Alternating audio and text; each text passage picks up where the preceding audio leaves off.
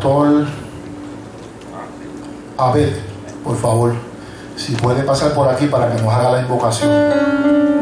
Todos en comunión, todos puestos de pie, se lo voy a agradecer también.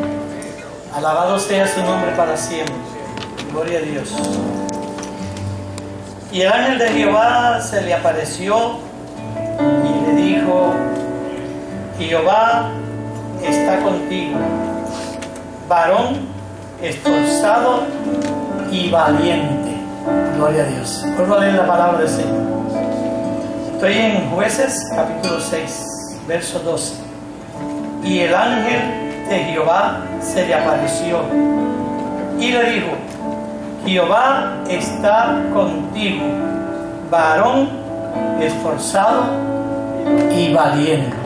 Gloria a Dios. Cada uno de nosotros está llamado del Señor como un varón esforzado y valiente para la tarea que Dios tiene con cada uno de nosotros. Amén.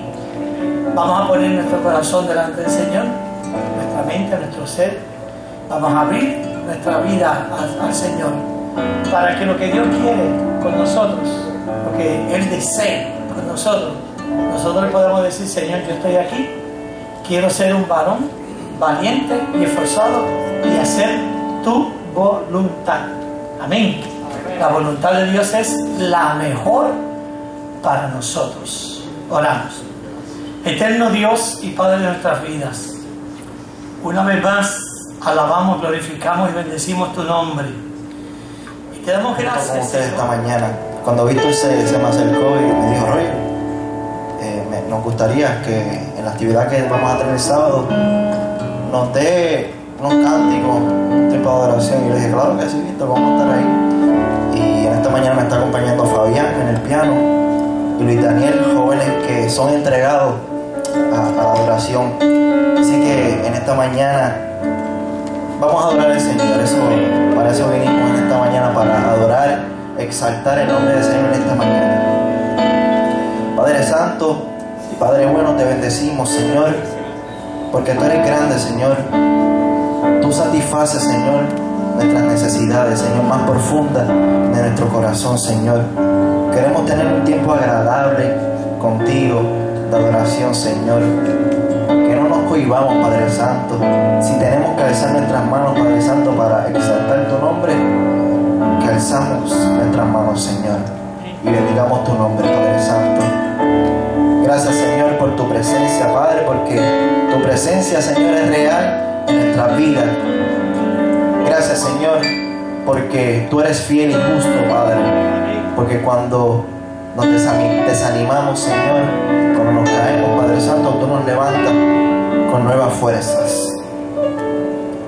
Por eso glorificamos tu nombre, Señor, por tu fidelidad y tu misericordia. Aleluya, aleluya.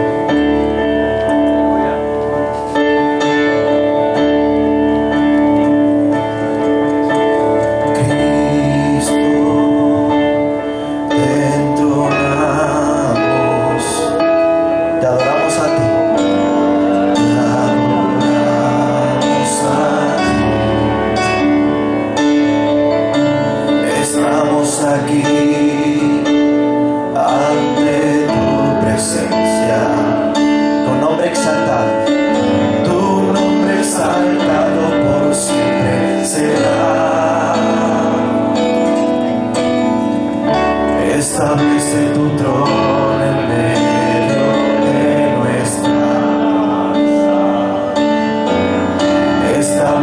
tu trono en medio de nuestra alabanza.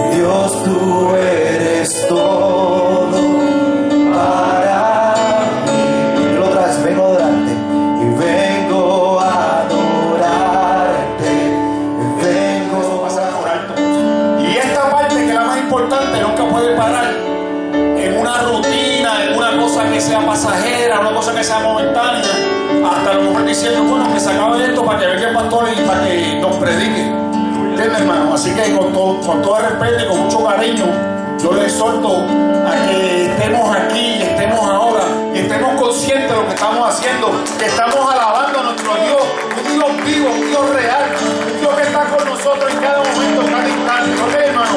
Amén, gloria a Dios.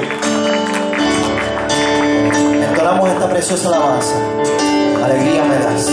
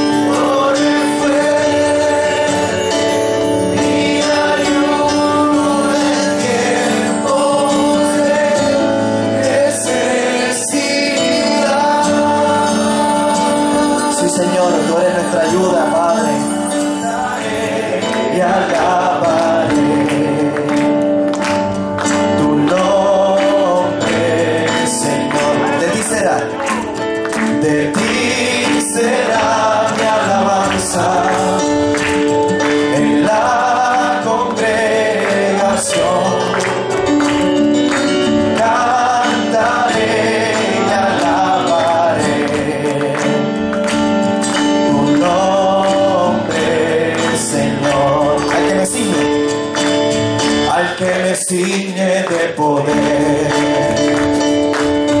aquel que mi victoria es. Solo a Él alabaré, solo a Él exaltaré. Al que me ciñe de poder, aquel que mi victoria es. Solo a Él alabaré, solo a Él,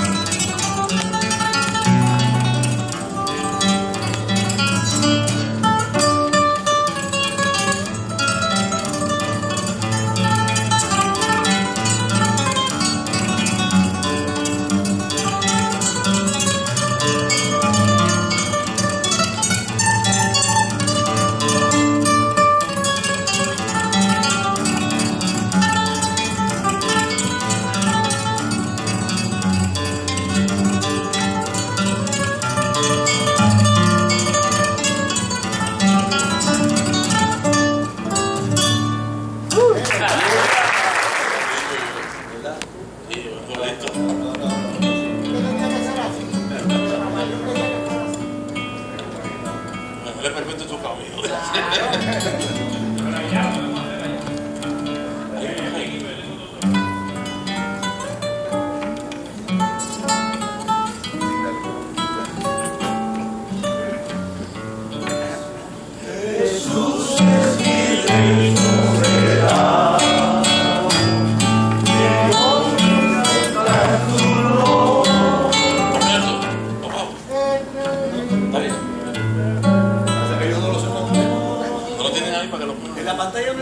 Jesús es mi Rey soberano.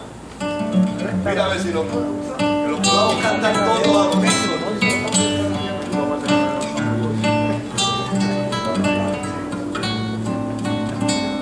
Oh, ahí está. Aleluya. Le quita la de atrás, se ve mejor, ¿verdad? Le quita la catarata, se ve mejor. No.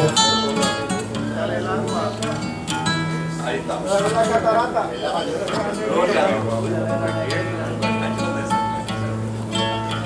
Pero como quiera, quiero que lo toque el sol.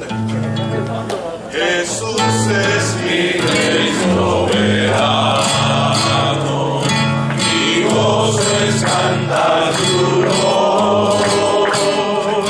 Es Rey y me vengo al hermano, es Rey y me imparte su amor, dejando su trono de gloria, que vino a sacarle la escoria. Y yo soy feliz, y yo soy feliz.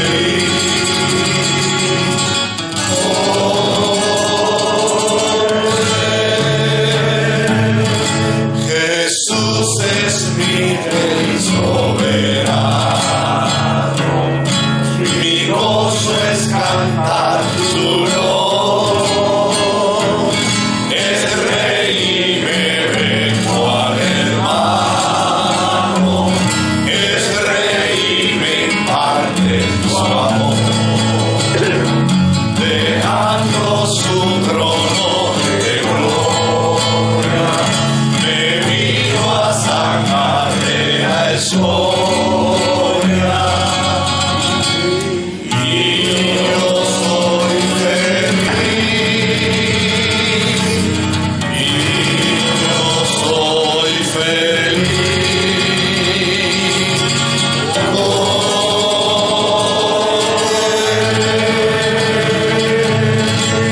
Señor, que pudiera llorarte por tanta bondad para mí. Me basta servirte y amarte, es todo entregármelo a ti. Entonces acepta mi vida, que a ti solo queda rendida. Pues yo soy feliz, pues yo soy feliz.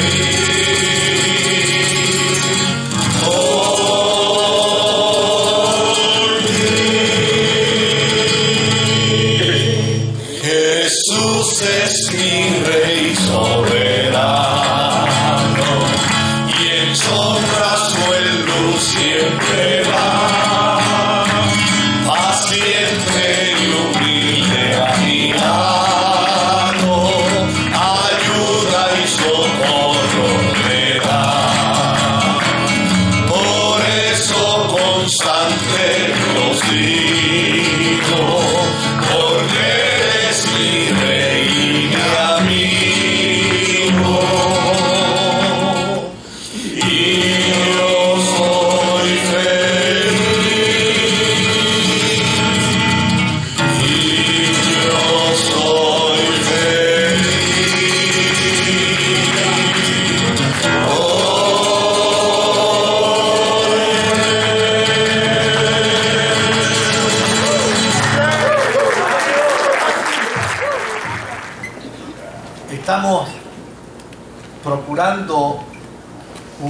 esfuerzo orientado hacia una meta, el poder hacer de los hombres de esta iglesia un cuerpo de amistad, un cuerpo de unidad, de colaboración y de cooperación con el reino del Señor. Y desde luego estas tareas son más fáciles conseguirlas en los jóvenes, son más fáciles conseguirlas en las damas, pero no es tan fácil conseguirlas con los hombres.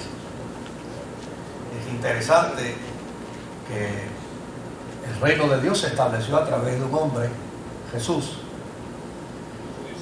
Llamó a 12 hombres. De hecho, cuando se habla del día de Pentecostés, se dice que había algunas mujeres para representar precisamente un grupo reducido. En el milagro de la multiplicación de los panes y los peces, se dice que se contaron 5.000 hombres, las mujeres no contaron, pero en algún lado de la historia que los escritores y los autores bíblicos, pues obviamente tratando de preservar este fenómeno masculino, no contaron. En algún lado de la historia nos quedamos atrás y ellas siguieron creciendo y siguieron desarrollándose. Y hoy en día, dentro de la vida comunitaria de fe, pues si hubiéramos hecho este mismo esfuerzo con las mujeres de la iglesia, probablemente tuviéramos aquí 400 o 500 mujeres. Pero ese no es el caso con los hombres. Ahora, hay unos datos interesantes que nos pueden llenar de paz a nosotros. Y es que cuando hacemos compromisos, hacemos compromisos. Y cuando empeñamos la palabra, empeñamos la palabra. Entonces, a base de eso, tenemos que plantear lo siguiente: no nos podemos desanimar. Lo que necesitamos es conseguir el compromiso y la palabra. Y en la medida que nosotros podamos seguir consiguiendo el compromiso y la palabra de los hombres de la iglesia, yo estoy seguro que nuestras reuniones, nuestros encuentros y nuestras actividades van a seguir creciendo. Amén, querido. Amén. ¿Hay alguien que vino por primera vez? Pues yo creo que tenemos 1, 2, 3, 4, 5, 6, 7, 8, 9, 10, 11. Me parece que eso demarca un elemento de nuevo. Ahora, desde luego, en la última reunión que tuvimos, decíamos que era importante dos cosas.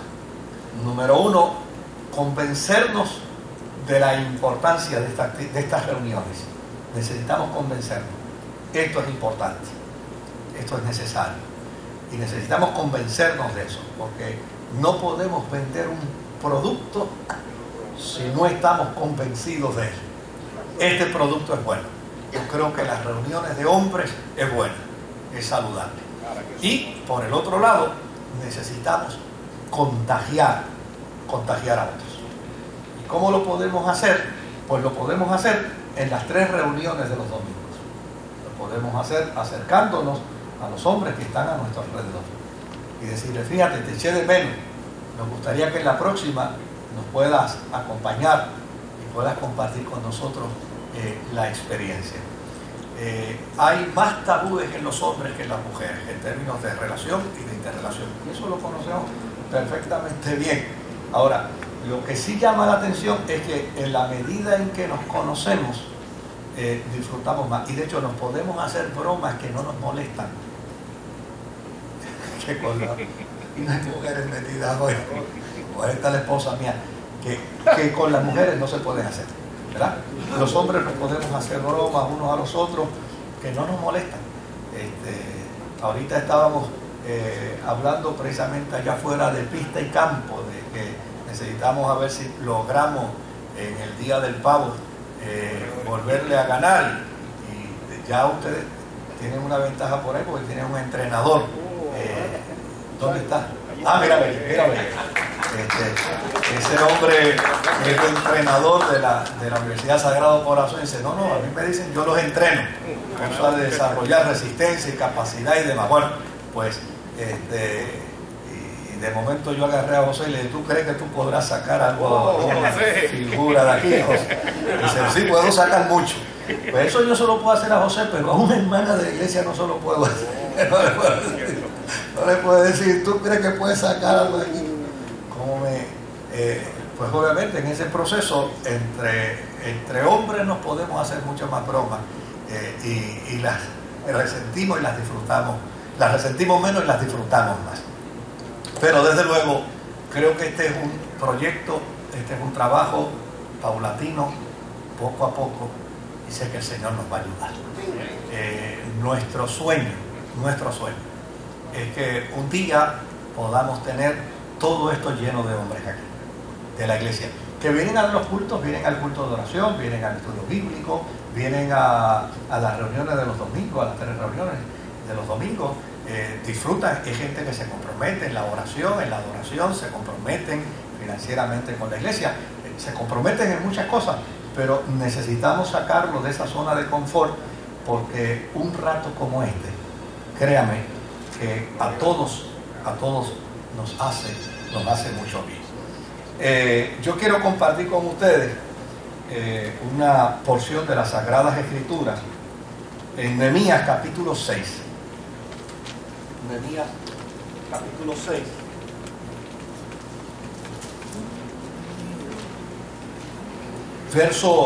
Verso 1 al verso 9.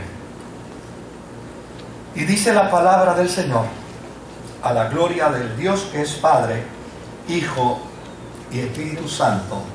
Amén. Sanballat, Tobías, Gesén el árabe y el resto de nuestros enemigos se enteraron de que yo había reconstruido la muralla y de que se habían cerrado las brechas, aunque todavía no se habían puesto las puertas en su sitio. Entonces Sanballat y Gesén me enviaron este mensaje: tenemos que reunirnos contigo en alguna de las poblaciones del valle de Ono. En realidad, lo que planeaban era hacerme daño. Así que envié unos mensajeros a decirles: estoy ocupado en una gran obra y no puedo ir. Si bajara yo a reunirme con ustedes, la obra se vería interrumpida. 4 veces me enviaron este mensaje y otras tantas les respondí lo mismo.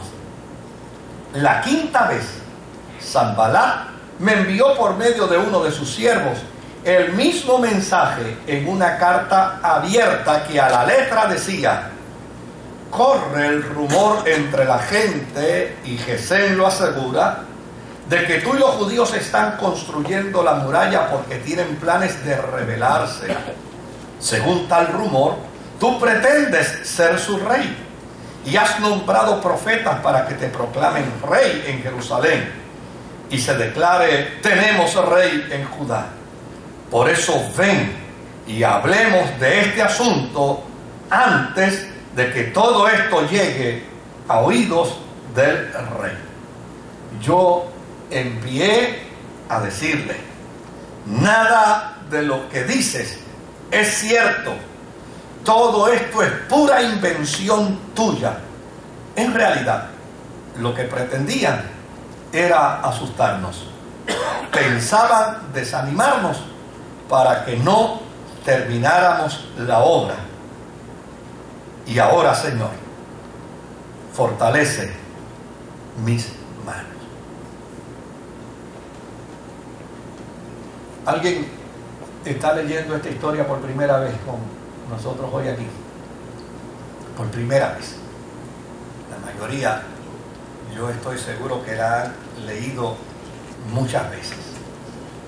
Desde luego, esta es la historia de un hombre que luego de vivir la experiencia dolorosa de haber sido llevado al cautiverio de Babilonia, siente la necesidad de poder reconstruir la ciudad de Jerusalén, los muros de Jerusalén y el templo de Jerusalén. Y esto se convierte en su corazón, como pudiéramos llamar, una loca obsesión. Está obsesionado. Lo que quiero es reconstruirle a Dios su casa, reconstruirle al pueblo su ciudad y reconstruirle a la nación sus murallas. Y como consecuencia de esto, llega el momento en que ya su rostro palidece, su cuerpo se enferma y es notable ya en su apariencia física el resultado de su loca pasión, de lo que él anhela, de lo que él quiere, de lo que él desea, a tal punto que el mismo rey se dio cuenta de la situación y lo llamó y le preguntó, y desde luego él le contesta al rey que ha invadido a Babilonia y que ahora obviamente se ha convertido en el monarca que controla no solamente a los babilonios, sino a los judíos que fueron esclavizados dentro de Babilonia. Y cuando Nehemías le cuenta, entonces el rey le da autoridad para que él vaya a la reconstrucción. Pero desde luego Nehemías pertenece a las tribus del sur,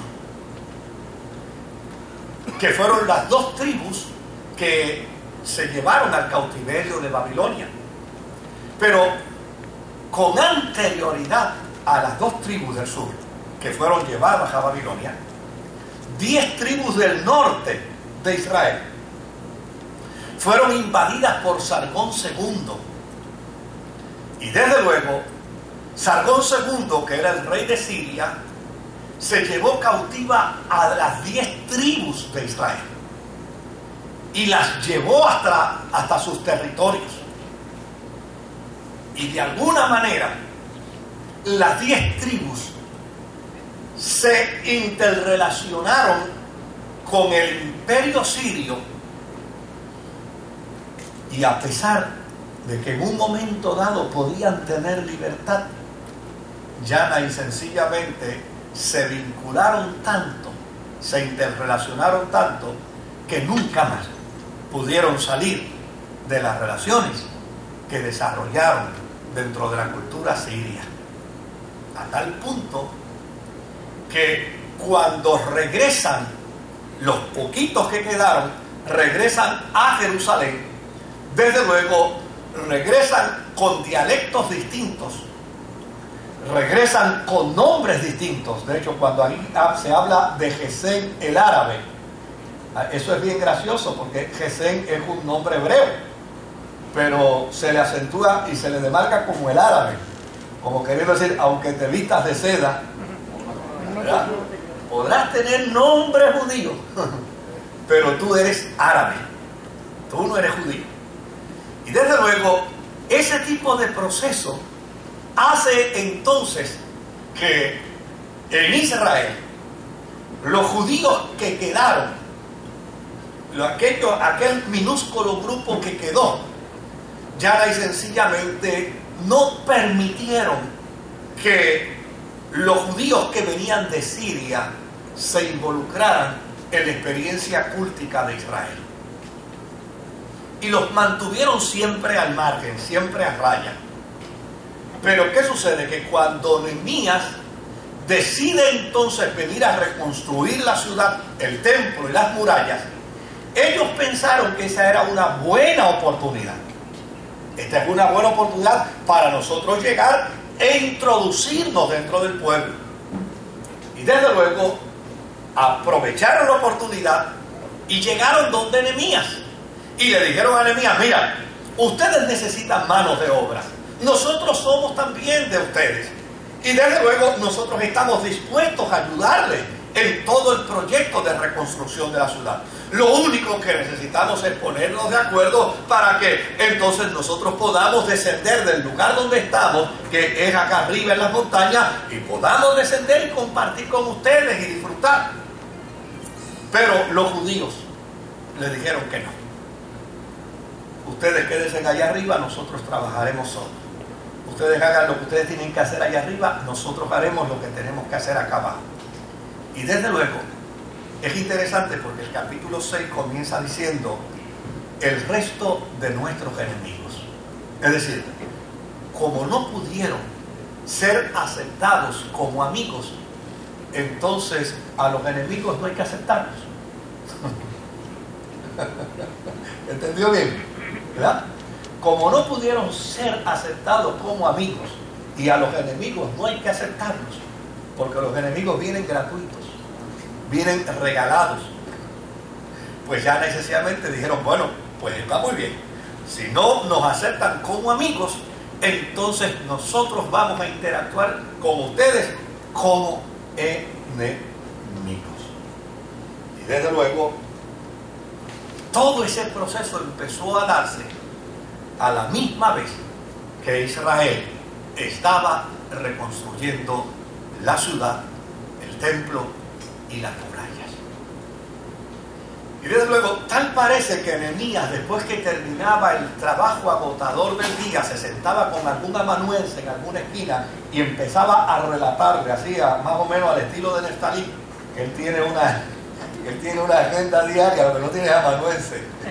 Neftalí, después del día, se sienta y escribe todo lo que hizo en el día y hace su bitácora, ¿verdad? Pues tal parece que Nehemías, también eso es como costumbre de los ingenieros, ¿verdad? Pues se sentó y dijo a la amanuense: empieza a escribir y narra las cosas que yo he hecho en el transcurso del día. Y aparentemente, en alguna medida, Nehemías guardaba una bitácora de cada una de las experiencias vividas, y desde luego el amanuense le escribía, le redactaba y se guardaba eso. Y gracias a Dios que hoy podemos hablar de la experiencia. Ahora, lo que resalta a la vista aquí, es una serie de obstáculos, una serie de dificultades, una serie de adversidades que advinieron a la vida de Nehemías en el proceso en que reconstruía el templo, en el proceso en el que reconstruía la ciudad. Sin embargo, ninguna de esas experiencias antagónicas le desalentaron, le quitaron el entusiasmo y la decisión de reconstruir el templo, reconstruir la ciudad y reconstruir los muros.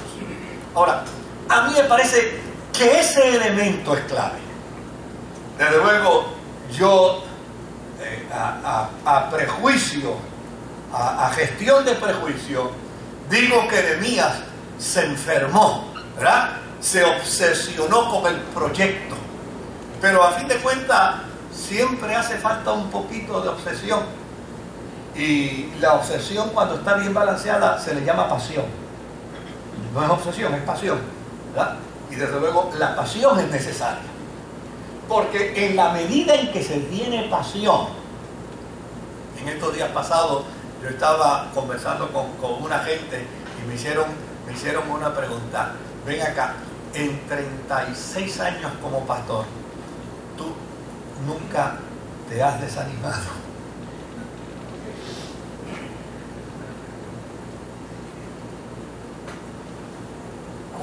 De hecho, la pregunta fue: ¿cuál ha sido la mejor experiencia que has tenido como pastor?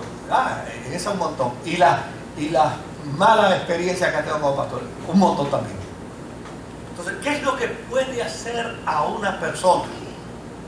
Mantenerse en pie hacia su norte, hacia su objetivo no son ni los incentivos, ni son tampoco las dificultades.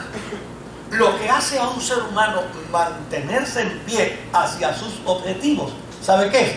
Es la claridad de sus metas. Es la pasión que pueda tener hacia sus metas. Y a mí me llama la atención una respuesta que da Nehemías aquí.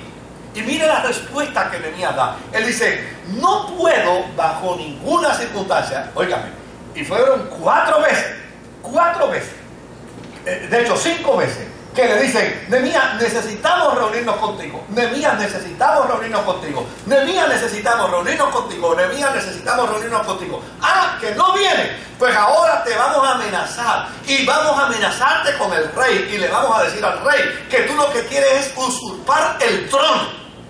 Si no vienes acá, se lo vamos a hacer saber de esa manera. Y la respuesta de Nehemías, mire cuál fue.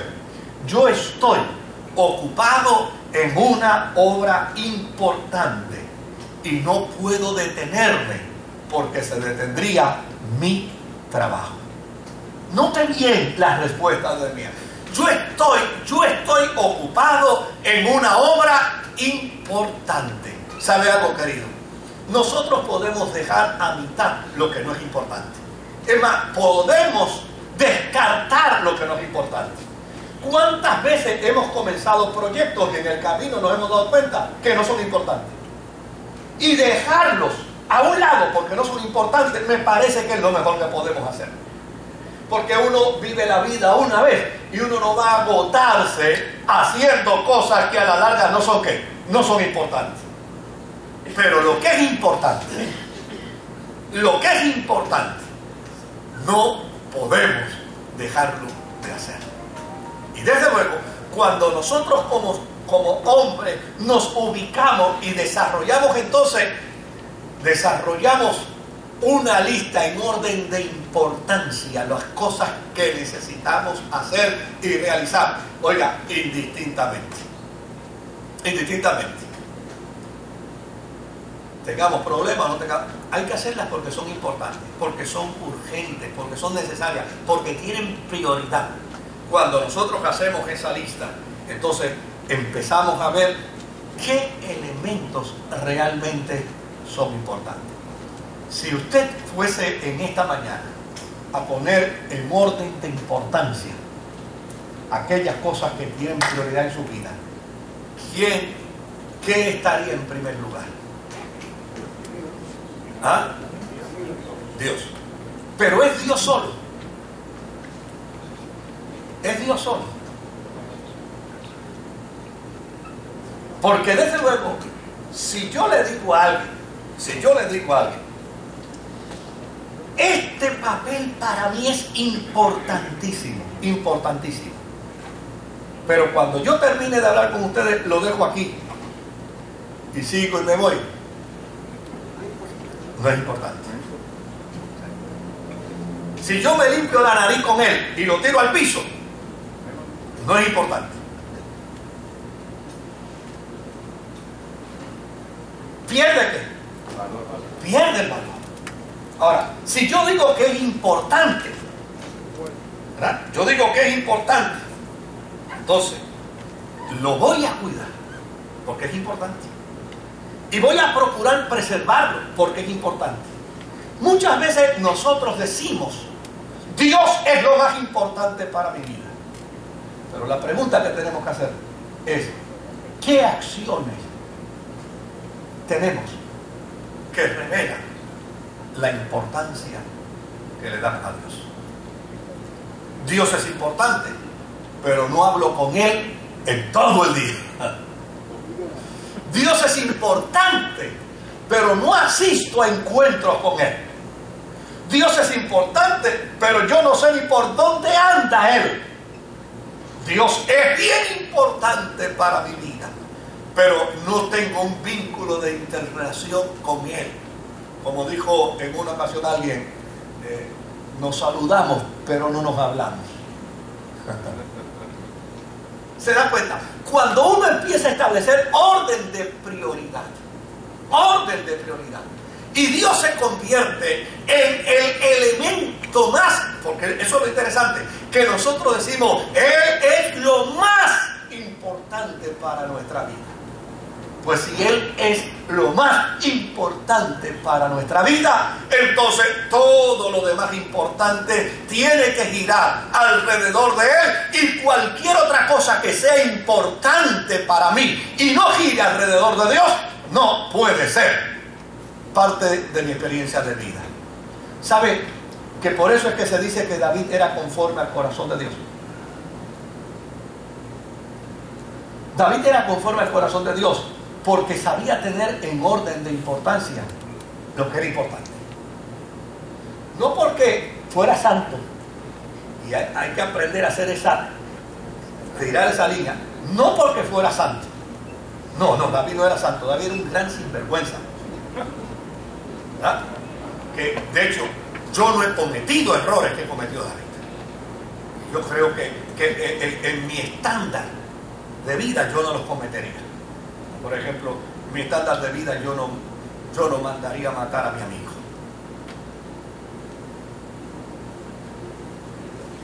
Pero no es por eso que David era conforme al corazón de Dios. David era conforme al corazón de Dios porque tenía claro en su mente las prioridades de lo importante. Y como para él Dios era lo más importante, cuando él actuaba a base de sus propios criterios, cometía errores grandísimos. Pero cuando el criterio de Dios se imponía sobre el de él, David se allanaba al criterio de Dios. ¿Se da cuenta?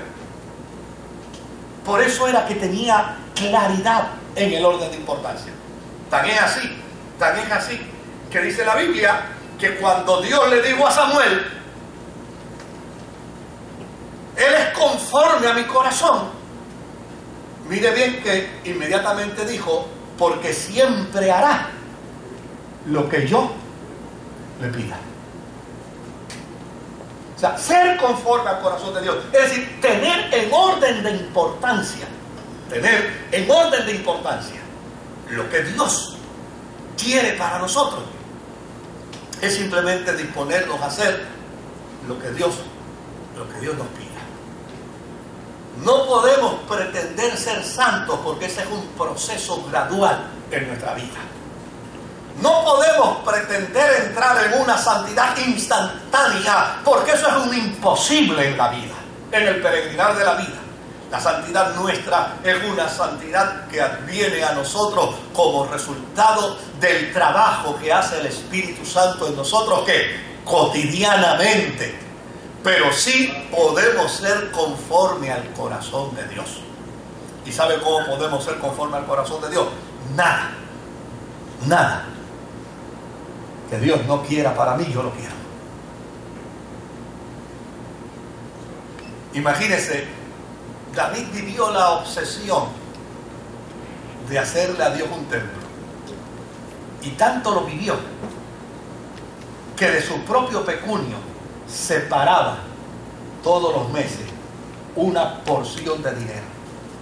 Esto yo lo separo de mi bolsillo. No era del bolsillo de la cuenta del Departamento de Hacienda de Israel, no. De mi propio bolsillo yo separo para el templo. De mi propio bolsillo, de mi propia ganancia, de mis propios bienes, yo separo. Él lo que tenía en su mente era eso, el templo. Sin embargo, el día que Dios le dijo, no lo vas a construir,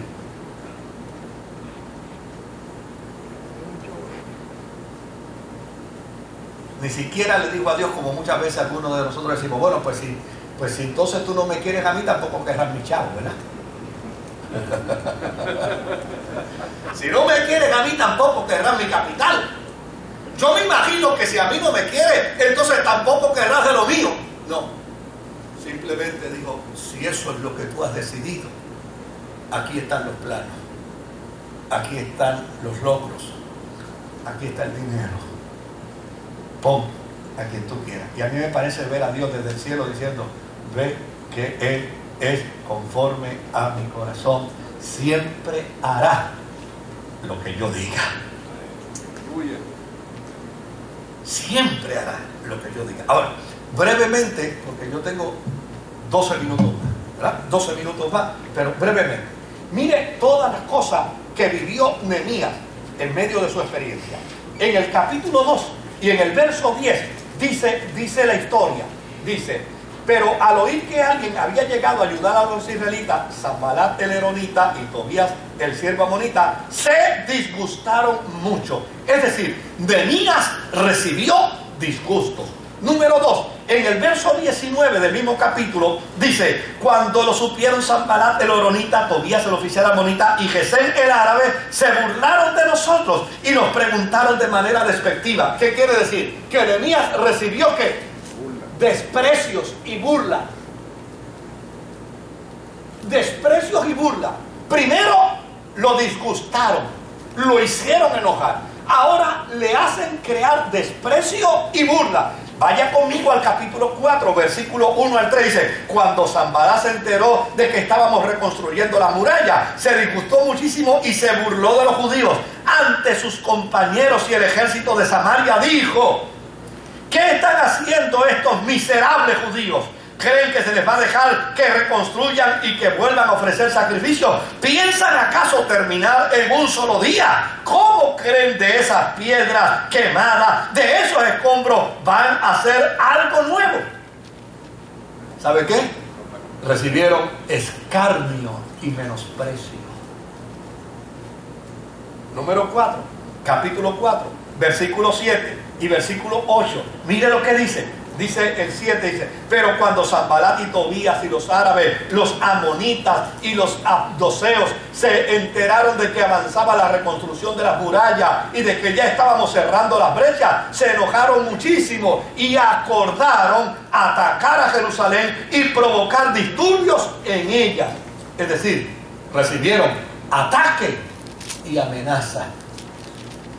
Número 6, capítulo 6, 1 al 3, dice: Sanbalat, Tobías y Gesem el árabe y el resto de nuestros enemigos se enteraron de que yo había reconstruido la muralla y de que se habían cerrado las brechas, aunque todavía no se habían puesto las puertas en su sitio. Entonces Sanbalat y Gesem me enviaron este mensaje: tenemos que reunirnos contigo en alguna de las poblaciones del Valle de Ono. En realidad lo que planeaban era hacerme daño, así que envié unos mensajeros a decirle: estoy ocupado en una gran obra y no puedo ir. Si yo bajara a reunirme con ustedes, la obra no se vería interrumpida. Es decir, pretendieron distraernos. En el 6, en el 5 y el 6 vino la amenaza. Es decir, le levantaron calumnias. En palabras puertorriqueñas, levantaron un chisme.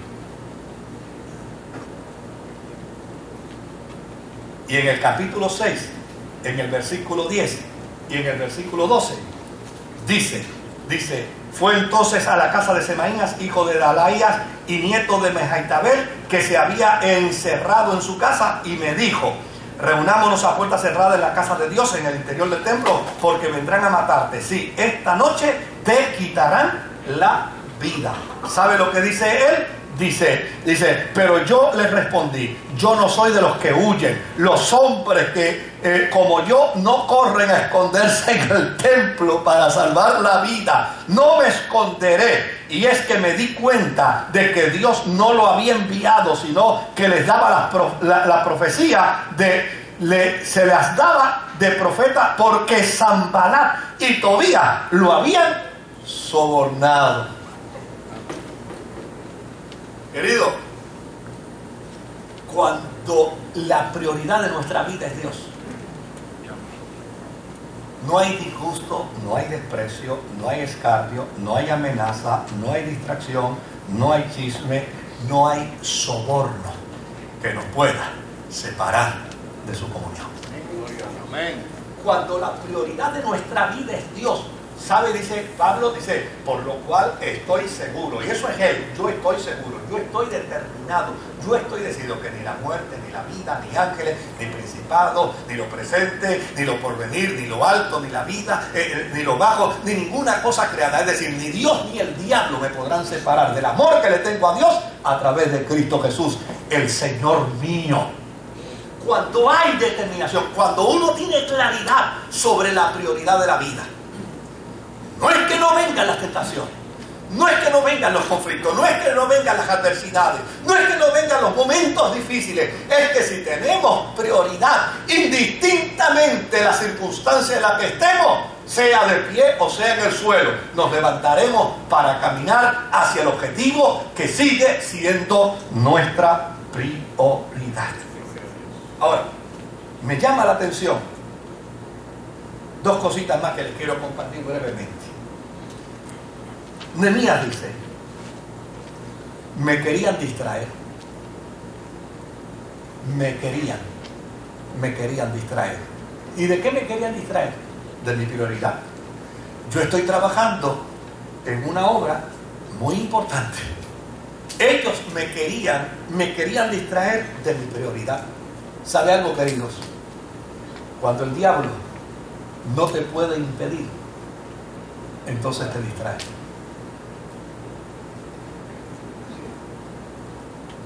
Cuando el diablo no te puede impedir, porque a veces yo me topo con gente que me dice, no, yo estoy bien claro en la agenda de Satanás, y esa sí es verdad que no, ok, pero ten cuidado, que muchas veces no vienes rugiendo. Ten cuidado que muchas veces no viene con violencia, a veces viene como un tierno payaso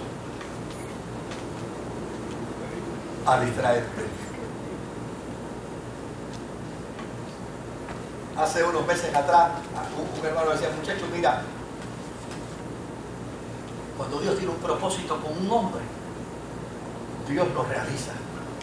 Yo digo, bueno, cuando Dios soberanamente tiene propósito, Él es Dios, Él sabe hacer las cosas como Él las quiere hacer. Pero déjame decirte algo, la historia bíblica está llena de hombres con quienes Dios tuvo propósitos, pero se distrajeron y los propósitos nunca se realizaron. Porque no es asunto del propósito de Dios, es asunto del entendimiento que yo tenga de su propósito. Cuán claro yo esté del propósito de Dios, cuán claro yo esté de lo que Dios quiere hacer conmigo, porque a fin de cuentas, oiga, yo soy un instrumento de Dios, pero yo no soy un micrófono, yo soy un ser humano hecho a su imagen y semejanza. Por lo tanto, a un micrófono yo lo puedo usar para hablar con él y proyectar mi voz, o lo puedo coger de martillo y darle cantazo hasta que lo esbarate. Pero Dios no hace eso contigo, ni conmigo, ni con nadie. Él puede tener propósitos con nosotros, pero nosotros no podemos caer en la trampa ni de cejar por el disgusto, por el desprecio, por el escarnio, por la amenaza, por la distracción, por el chisme, por el soborno, pero tampoco podemos cejar por la distracción. Muchas veces Satanás logra sus objetivos distrayéndonos más que oponiéndose.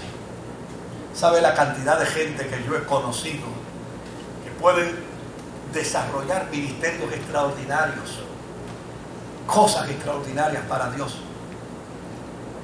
y están distraídos, entretenidos? ¿Y sabe por qué yo sé que están distraídos? Porque cuando hablo con ellos me dice, deja que Dios me saque de aquí. Y mi respuesta franca es, no te ha sacado hasta ahora, no te sacará. ¿Cómo que no? No te va a sacar. Tú tienes que salir.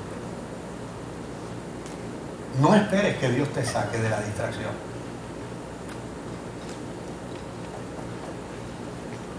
Nehemías tomaba decisiones. Los hombres en Dios tenemos que tomar decisiones. Aun cuando nos hayamos caído, bueno, ¿qué importa? Si nos caemos, nos caemos.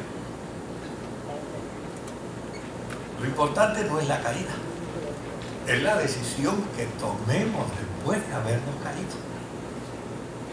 Porque a fin de cuentas tenemos la capacidad de quedarnos en el suelo o decir, como el hijo pródigo, me levantaré. O si no nos gusta como el hijo pródigo, como Pablo, yo puedo estar en el suelo, diablo, pero jamás estaré ¿qué? jamás estaré derrotado. De aquí yo me levanto y de aquí yo sigo hacia adelante. O sea, anótame una caída, pero no me vas a anotar una derrota. Anótame la pérdida de un round, pero yo te voy a ganar la pelea. Ahora, por el otro lado, fíjese lo otro que decía Nehemías. Una pena que el tiempo, ¿verdad? Pero él decía, me querían hacer una trampa. Me querían hacer una trampa. Óigame, usted y yo podemos llegar a una conclusión. Podemos llegar a la siguiente conclusión. O no le querían hacer ninguna trampa y Nehemías era un paranoico. Usted y yo podemos llegar a esa conclusión. Leyendo, mira, este tipo es un paranoico, no le querían hacer ninguna trampa, nada. Es que era paranoico y como paranoico, entonces ya sencillamente se llenó de esa paranoia de que si me invitaban a beberme un vaso de agua era que tenía veneno y no me bebo el vaso de agua. O en su defecto, él tenía la claridad de que le querían hacer una trampa por una sencilla razón. Porque él sabía que todo lo que se pretendía hacia él iba a afectar su compromiso con Dios. Y eso es clave. Eso es bien clave. Que sea en 3 minutos. Presidente, 3 minutos. Eso es clave. Eso es vital. Porque como yo sé qué me hace daño, cómo yo sé qué me puede afectar, cómo yo sé qué me puede destruir. ¿Saben cómo yo lo sé?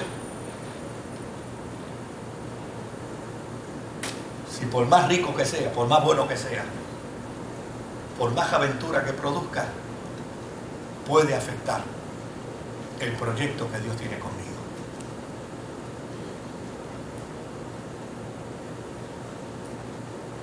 Así yo lo sé. Porque si Dios es la prioridad, nada puede ¿qué? Nada puede alterar la prioridad que mueve la totalidad de mi vida. Por lo tanto, cualquier cosa que altere el orden del movimiento de Dios en mí, por mejor que sea, yo lo tengo que rechazar. Lo tengo que abandonar. Tengo que renunciar a ello. Por una sencilla razón. Porque se necesita una conciencia de la responsabilidad que se nos ha encomendado.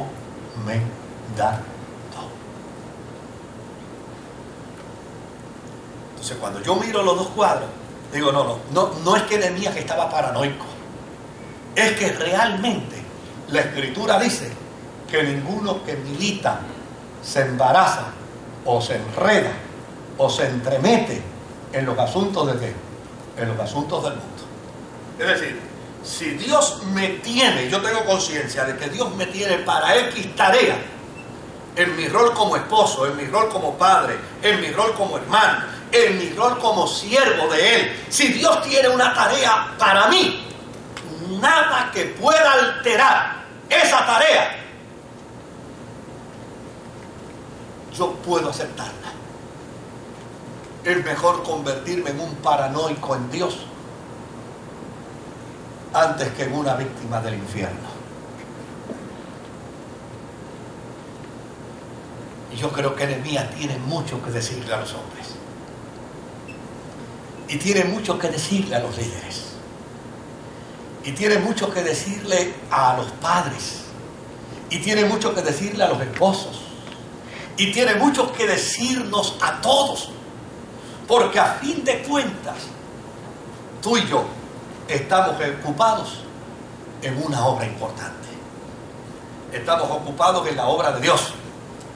Estamos ocupados en la obra de nuestras relaciones humanas. Estamos ocupados en la obra de nuestras relaciones interpersonales. Estamos ocupados en la obra de nuestras relaciones y de nuestros roles como esposos, como padres, como hermanos, como amigos.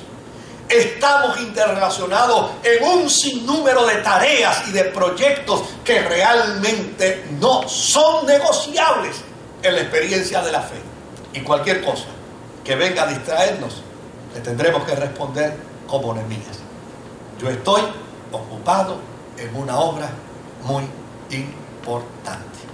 Óigame, la historia simple y sencilla, casi infantil, que se cuenta en los Jueces de Sansón, por lo menos que se interpreta, ¿no? Que se interpreta de forma tan sencilla y tan infantil, donde decía que la fuerza de Sansón estaba en el pelo. Fíjese el mensaje que está detrás de ello. Los hombres grandes y fuertes no pudieron contra Sansón. El ejército de los filisteos no pudo contra Sansón. ¿Sabe qué Satanás le preparó? Una payasa.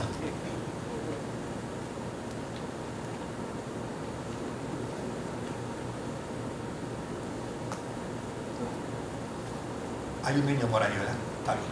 Sí, está bien. Porque ni siquiera pudo disfrutar nada con ella. La historia no dice ni siquiera que le tocó un tobillo. La historia no dice ni siquiera que le dio un besito. Simplemente lo que hizo fue distraerse. Y distraído, lo menos que perdió fue el pelo. Perdió la gracia. Perdió la dirección. Perdió la capacidad de ser lo que era, juez de Israel, que representaba a Dios para la solución de los problemas de una nación en una época de crisis. Solo a Sansón lo venció un entretenimiento. Que nada nos venza. Porque la Escritura dice que en Cristo nosotros somos más que vencedores. Que Dios me los bendiga, queridos. Y ojalá podamos tener más tiempos como este. Qué bendición tan maravillosa en esta mañana. ¿A quién Dios le habló? A mí Dios me habló. Me ministró en esta mañana. Gracias a nuestro pastor por estar siempre disponible para estas actividades que hacen mucha falta, y hemos sido bendecidos en esta mañana. En estos momentos, todos tienen este formulario. Todos. ¿Quién no lo tiene?